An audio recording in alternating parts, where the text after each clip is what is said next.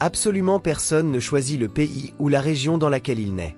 On peut se retrouver dans une situation favorable, ou au contraire, très difficile. Certaines personnes naissent dans des pays qui offrent de nombreuses opportunités et une excellente qualité de vie, tandis que d'autres sont confrontés à des circonstances bien plus complexes, qui affectent profondément leur bien-être. Alors, qu'est-ce qui définit précisément un bon pays? Est-ce simplement la présence de beaux paysages, de ressources abondantes et d'une économie forte? Ou cela englobe-t-il des aspects plus larges, comme la stabilité politique et le bonheur global des citoyens? Imaginez un pays à la géographie luxuriante et aux vastes ressources naturelles. Une image qui évoque le confort et la prospérité. Ce type de nation existe, il s'agit du Venezuela. Avec 302 milliards de barils de réserves prouvées de pétrole, il détient le titre de pays ayant les plus grandes réserves pétrolières au monde. À première vue, il semble réunir tous les ingrédients de la réussite. Cependant, la réalité est bien plus complexe. Le Venezuela est confronté à d'importants défis en raison de politiques tumultueuses et d'une mauvaise gestion économique. Malgré cette richesse en ressources naturelles, une grande partie de sa population vit dans la pauvreté et peine à subvenir à ses besoins fondamentaux. L'hyperinflation a encore aggravé ces problèmes, réduisant sévèrement le pouvoir d'achat et rendant la vie quotidienne extrêmement difficile pour le Vénézuélien moyen. Le pays est situé à la pointe nord de l'Amérique du Sud. Au sud, il est bordé par l'Amazonie, à l'est par le Guyana, à l'ouest par la Colombie, et au nord par la mer des Caraïbes. En termes de superficie, le Venezuela est un vaste pays. S'il peut sembler de taille moyenne en Amérique du Sud, il est en réalité bien plus grand que de nombreuses nations à travers le monde. De plus, le pays est riche en ressources, notamment grâce à ses immenses réserves de pétrole, ce qui lui confère un avantage géographique certain. Pourtant, malgré cette richesse, le Venezuela fait face à de sévères difficultés économiques et peine à commercialiser son pétrole efficacement sur la scène internationale. Bien sûr, nous aborderons cette question, mais jetons d'abord un coup d'œil à la capitale de ce pays si souvent discuté. Bienvenue à Caracas, la capitale du Venezuela. Avec une population de 28 millions d'habitants, la ville offre une vue imprenable depuis les hauteurs. Mais une fois dans la ville, une réalité bien différente se révèle, celle du chaos. Les longues files d'attente sont devenues monnaie courante au Venezuela. Le pays est connu pour ses interminables queues pour presque toutes les denrées de base. Dans une nation si riche en pétrole, il semble paradoxal que la population connaisse des pénuries. De nombreux résidents ne peuvent même pas obtenir d'essence le jour même. Ils garent leur voiture en bordure des stations-service et tentent de faire le plein tôt le lendemain matin. De plus, les Vénézuéliens doivent souvent transporter des sacs d'argent liquide, car leur monnaie a perdu une grande partie de sa valeur. Ils utilisent une monnaie appelée le bolivar vénézuélien, qui est sévèrement dévaluée face au dollar américain et à l'euro. Par exemple, un dollar américain vaut officiellement environ 35 fois plus que le bolivar. Cette situation a créé une crise économique désastreuse dans le pays. En réalité, la disparité est encore plus grande, car le gouvernement vénézuélien continue de dévaluer la monnaie, en supprimant répétitivement des zéros. Aujourd'hui, même la livre syrienne a plus de valeur que le bolivar vénézuélien. Imaginez devoir dépendre de l'extérieur pour presque tout, alors que votre argent ne peut même pas acheter les produits de première nécessité. Comme il est difficile d'obtenir des devises étrangères, le gouvernement imprime simplement plus de monnaie pour acheter des biens à l'étranger. Cela entraîne une inflation galopante, où un simple morceau de fromage peut coûter environ 25 $. Les estimations actuelles suggèrent que l'inflation au Venezuela avoisine les 10 000%. Imaginez aussi un pays riche en pétrole, mais dont le pétrole a peu de valeur parce qu'il est sous embargo et ne peut être vendu. Avoir du pétrole en abondance ne garantit pas qu'il puisse être raffiné efficacement. Une grande partie reste inutilisée. En conséquence, le Venezuela achète du pétrole raffiné à l'Iran, en lui fournissant en échange du pétrole brut non traité. L'Iran tire un profit substantiel de cet arrangement. Par exemple, il fournit 1 milliard de barils de pétrole raffiné en échange d'une quantité plus importante de pétrole non traité, réalisant ainsi une plus-value considérable. Vivre cette situation d'instabilité économique affecte profondément la population. Par exemple, au Venezuela, vous ne pouvez retirer que 3 $ par semaine au distributeur automatique, alors que dans un pays à l'économie aussi fragile que le Liban, vous pouvez retirer jusqu'à 100 $. Cette disparité entraîne une méfiance généralisée envers le système bancaire vénézuélien. Les personnes rentrant de l'étranger apportent avec eux autant de dollars qu'ils peuvent dépenser. Même avec une carte de crédit internationale, les distributeurs vénézuéliens sont souvent vides. Le problème ne s'arrête pas là.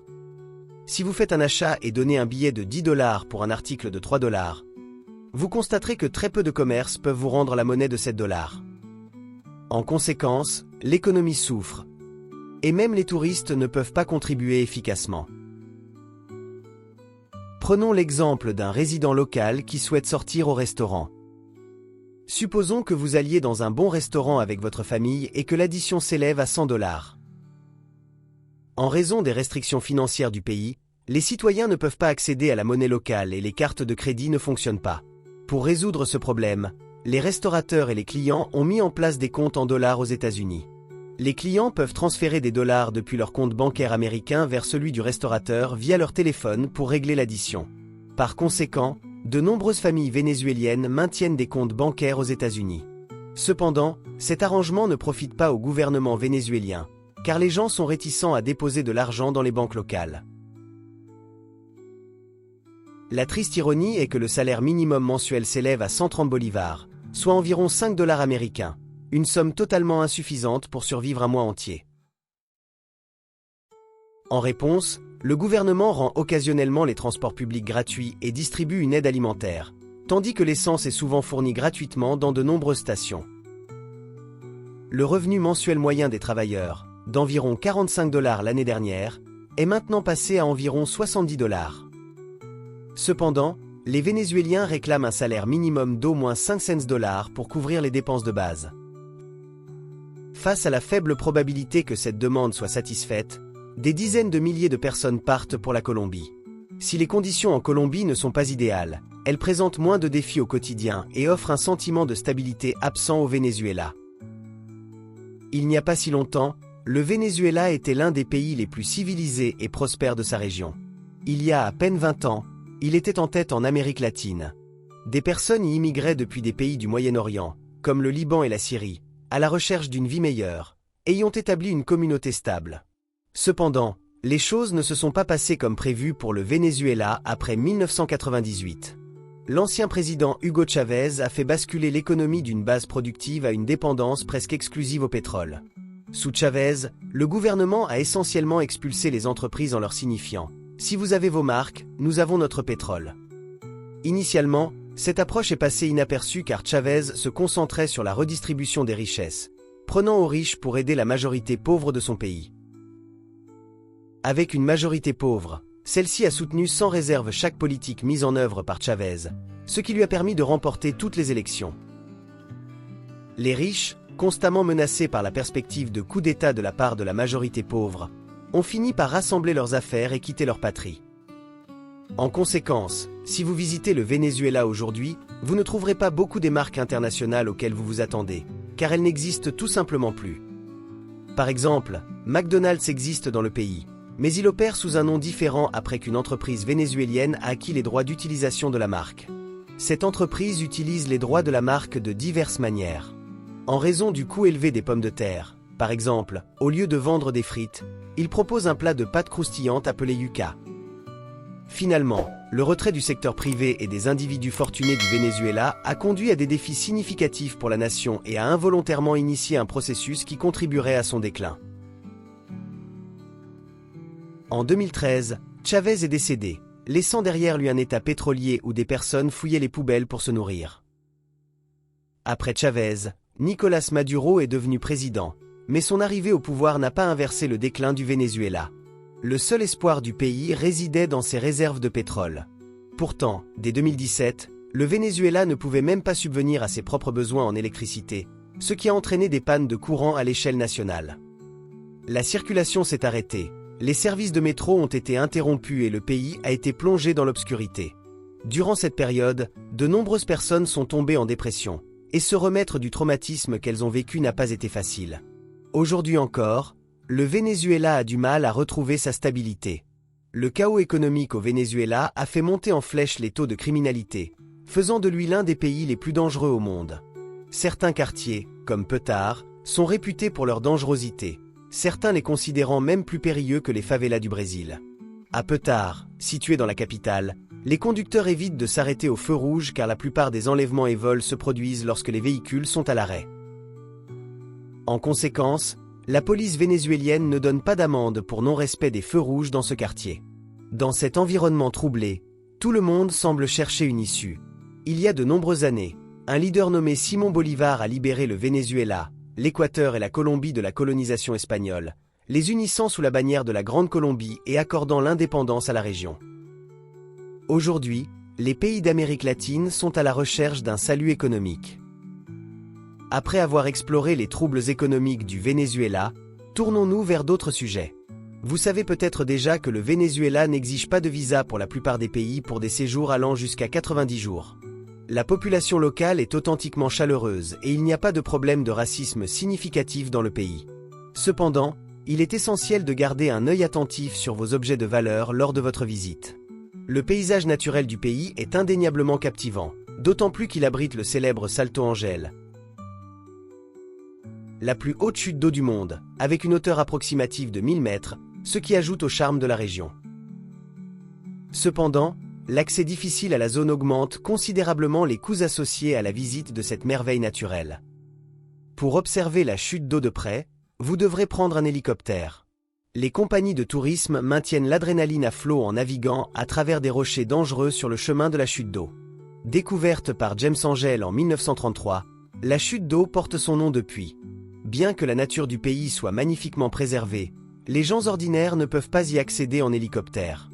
Avec presque tous les secteurs du pays à l'arrêt, peu d'activités peuvent captiver le public et offrir une échappatoire au stress de la vie quotidienne. Pour cette raison, beaucoup choisissent de se rendre en Colombie pour s'amuser et se détendre.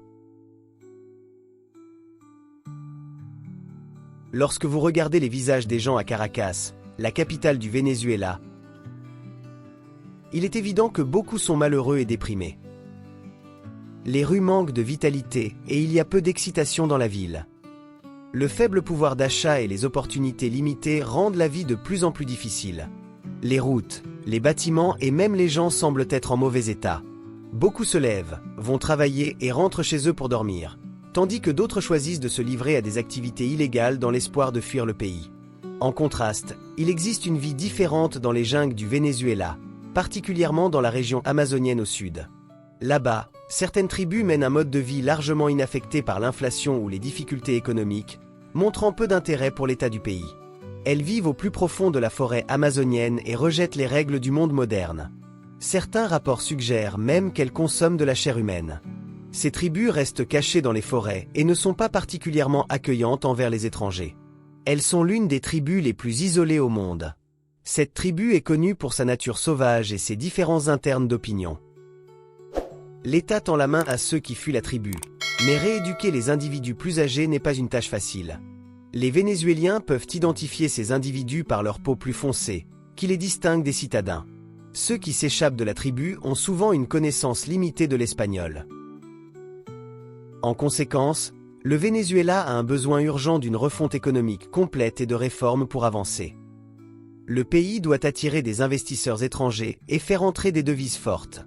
Sans ces changements, le Venezuela continuera de peiner à raffiner ses ressources pétrolières ou à attirer les touristes.